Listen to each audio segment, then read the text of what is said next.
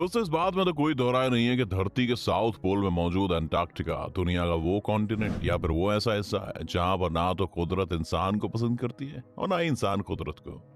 ये बात तुम सभी जानते हैं कि दुनिया का सबसे दूर ठंडा और खुश्क कॉन्टिनेंट है। लेकिन इन सब परेशानियों के बावजूद भी पिछले कई दशकों से इंसान यहाँ रहते आए हैं। पर अब सवाल ये आता है कि इतनी ठंडी जगह पर इंसान रह कैसे पाते हैं। क्यों लोग ऐसा कहते हैं कि यहाँ रहना स्पेस में रहने से भी ज्यादा मुश्किल है, और यहाँ लोग रहते ही क्यों हैं। चलिए आज इन सारे सवाल के जवाब हम आपको इस वीडियो में देते हैं, इसलिए वीडियो को अंत तक देखना बिल्कुल ना भूलें। अगर हम वैसे देखें तो अंटार्कटिका इतना बड़ा कॉन्टिनेंट है कि इसमें पूरा इंडिया और पूरा अमेरिका आसानी से फिट आ सकता है। अब आप खुद ही सोचिए कि इतने बड़े अंटार्कटिका का 98% हिस्सा सिर्फ और सिर्फ बर्फ से ढका हुआ है। ये बर्फ यहाँ इतनी ज्यादा है कि दोस्तों जमीन के 5 किलोमीटर नीचे तक सिर्फ बर्फ ही बर्फ है। वैसे तो यहाँ का टेम्परेचर -60 डिग्री सेल्सियस तक जाता है, लेकिन हम आपको ये भी बता देते हैं कि यहाँ पर साल में 1 या 2 बार गर्मी भी पड़ती है। पर गर्मी का मतलब ये नहीं कि यहाँ पर टेम्परेचर 30, 40 या 50 डिग्री सेल्सियस तक चला जाए, बल्कि यहाँ पर टेम्परेचर गर्मियों में सिर्फ -12 डिग्री सेल्सियस तक ही जाता है। अब यहाँ पर टेम्परेचर हमेशा इतना कम होता है जिस वजह से यहाँ पर बर्फ कभी मेल्ट ही नहीं हो पाती है। हम आपको ये बता देते हैं कि हर साल अंटार्कटिका में 2 इंच एडिशनल बर्फ पड़ती है। दोस्तों भले ही आपको ये फिगर कम लग रही हो, लेकिन बीते कई सदियों में 2-2 इंच करके यहाँ बर्फ की लेयर्स बढ़ती ही जा रही है। अब अगर आप ये सोच रहे हैं कि बर्फ और कम टेम्परेचर यहाँ पर इंसानों का रहना दूभर बनाता है, तो हम आपको बता दें कि आप काफी गलत हैं दोस्तों। एक और चीज है जो इंसानों का यहाँ पर रहना दूभर बनाती है, और वो है नमी। यहाँ पर नमी यानी कि ह्यूमिडिटी बिल्कुल ही ना के बराबर है। दोस्तों वैसे तो किसी भी नॉर्मल हवा में 40 से 80% तक वाटर वेपर्स होते हैं, और ये सिर्फ इंसान की स्किन के लिए नहीं बल्कि इकोसिस्टम के लिए भी काफी फायदेमंद होते हैं। पर वहीं अगर हम अंटार्कटिका की ह्यूमिडिटी लेवल की बात करें तो वहां सिर्फ और सिर्फ 0.03% ही ह्यूमिडिटी लेवल होता है। और दोस्तों यही वजह है कि अंटार्कटिका में स्किन प्रॉब्लम होना और डिहाइड्रेशन होना बहुत ही आम बात है। और यहाँ एक और परेशानी आती है, वो है साउथ पोल समुद्री लेवल से 9000 फीट की ऊंचाई पर है, और ये लोगों की परेशानी में और भी इजाफा बढ़ा देती है। अब कुल मिलाकर ये बात आती है कि अंटार्कटिका किसी भी इंसान के लिए क्या किसी भी जीवित प्राणी के रहने लायक भी नहीं है। पर क्या आखिर वजह है कि इसके बावजूद भी इंसान यहाँ पर रहते हैं। अब अगर इस वजह के बारे में बताएं तो वजह है रिसर्च। अब दोस्तों जैसे स्पेस भी इंसान के लिए नहीं बनाई गई है, फिर भी लोग वहां पर जाकर रिसर्च करते हैं। इस तरह अंटार्कटिका में साइंटिस्ट को रिसर्च के लिए भेजा जाता है। Emerson Scott south pole station ये एक अमेरिकन बेस है जिसके अंदर गर्मियों में 150 और सर्दियों में 45 साइंटिस्ट रहते हैं, और यहाँ तक इनको इकलौते जरिए प्लेन के द्वारा पहुंचाया जाता है।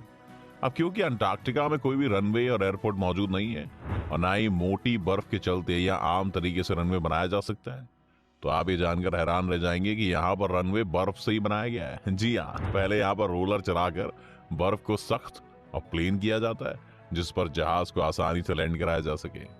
अब अंटार्कटिका में जो पायलट जाते हैं वो आपको बता दें उनकी स्पेशल ट्रेनिंग कराई जाती है, क्योंकि कोई आम रनवे नहीं है बल्कि बहुत ही स्लिपरी होता है। साउथ पोल अमेरिकन स्टेशन पहली बार 1956 में लकड़ी से बनाया गया था, जो जितनी जल्दी बना था उतनी जल्दी बर्फ के अंदर भी चला गया। और फिर 1974 में से लकड़ी के स्ट्रक्चर से अपग्रेड करके बड़े से इग्लू के स्ट्रक्चर के साथ बनाया गया। अब पूरी की पूरी बेस इसी के अंदर रहती थी, लेकिन अमेरिकन का ये एक्सपेरिमेंट भी बहुत जल्दी नाकामयाब साबित हुआ, क्योंकि हर साल ठंड के साथ ही ये इग्लू बर्फ के नीचे जाता गया।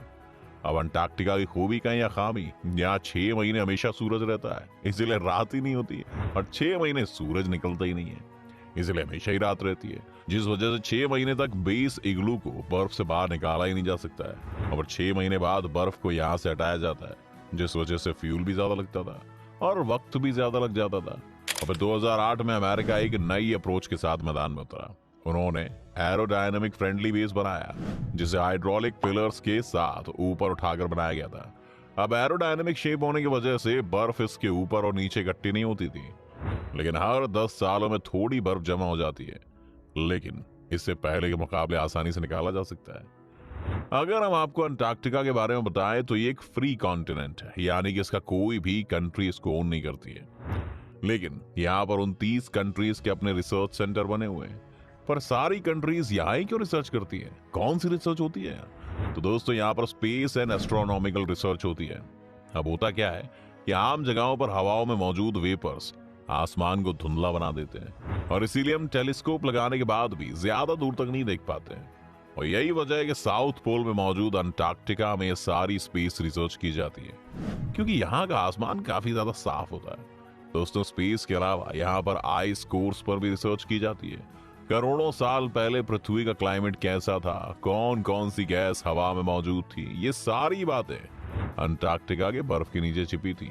और इन्हीं सब राज को समझने के लिए आइस कोर्स पर रिसर्च की जाती है। अब क्योंकि अंटार्कटिका में काफी खराब मौसम होता है, इसलिए यहाँ पर काफी सोच समझ कर रिसर्चर्स भेजे जाते हैं। अब जैसा कि हमने आपको बताया था कि यहाँ पर आने का एक ही जरिया होता है, बिल्कुल वैसे ही यहाँ से जाने का भी एक ही जरिया है। यहाँ पर सिर्फ 3 महीने का ही वक्त होता है जिसमें एयरक्राफ्ट आ और जा सकते हैं, क्योंकि साल के बाकी वक्त यहाँ से आना और जाना बिल्कुल ना के बराबर होता है। अब अंटार्कटिका से भी दूर एक और इम्पॉसिबल सी जगह पर भी लोग रहते हैं, और वो है इंटरनेशनल स्पेस स्टेशन। लेकिन एस्ट्रोनॉट्स को कभी भी स्पेस से बाहर निकलना हो तो वो कभी भी ओशन में लैंड कर सकते हैं, पर ये ऑप्शन अंटार्कटिका में मौजूद नहीं होता है। इमरजेंसी की सूरत भले ही यहाँ पर डॉक्टर्स मौजूद होते हैं, लेकिन काफी सीरियस सिचुएशन में वीडियो कॉल के जरिए अमेरिका में बैठे डॉक्टर से बात की जाती है, पर यह कॉल भी इंटरनेट के जरिए की जाती है। और यहाँ पर इंटरनेट भी काफी बड़ी परेशानी है। अब क्योंकि साउथ पोल पृथ्वी के बिल्कुल नीचे है, इसलिए यहाँ पर सैटेलाइट के सिग्नल आते ही नहीं है।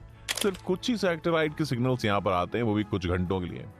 अब आपको बता देते हैं कि 24 घंटे में यहाँ पर बस 3 घंटा और 50 मिनट इंटरनेट आता है, और इसी में साइंटिस्ट अपने अपने देशों में डेटा भेज देते हैं, और इसी बीच वो अपनी फैमिली से कनेक्ट कर पाते हैं। अब दोस्तों परेशानियां ही खत्म नहीं होती हैं। अभी एक परेशानी से तो आपको रूबरू होना बाकी है, और वो है वेस्ट मैनेजमेंट। अब इंटरनेशनल लॉ के मुताबिक इस कॉन्टिनेंट को पोल्यूशन और वेस्ट फ्री रखना हर देश की जिम्मेदारी है, क्योंकि अगर यहाँ पर थोड़ा सा भी वेस्ट या पोल्यूशन बढ़ा तो ये रिसर्च को काफी ज्यादा अफेक्ट कर सकता है। इसका मतलब यहाँ पर जो भी चीज आएगी उसे आखिर में वापस जाना ही होगा। अब यहाँ पर मौजूद सारा वेस्ट इकट्ठा करके उसे मैकमर्डो स्टेशन पर वापस भेजा जाता है, और फिर यहाँ से सारे के सारे वेस्ट को प्रोसेस करके साल में एक बार आने वाली शिप के साथ वापस यूएस भेज दिया जाता है। हम आपको बता देते हैं कि सर्दियों के मौसम में अंटार्कटिका में सिर्फ 45 लोग ही होते हैं, और इन लोगों को काफी सारे प्रोसेस, टेस्ट और स्टेजेस के बाद सिलेक्ट करके भेजा जाता है, क्योंकि यहाँ पर रहना बहुत ही ज्यादा मुश्किल होता है। दोस्तों ये क्रू हर तरह की परेशानी से गुजरने के लिए तैयार होता है, क्योंकि अगर कोई भी परेशानी होती है तो ये लोग ना तो बाहरी दुनिया से कांटेक्ट कर पाते हैं और ना ही बाहरी दुनिया इन लोगों से, इसलिए बहुत ही गिने चुने लोगों को यहाँ से भेजा जाता है। तो दोस्तों आज की वीडियो में बस इतना ही। उम्मीद है आपको आज की इस वीडियो से काफी कुछ नया सीखने को मिला होगा।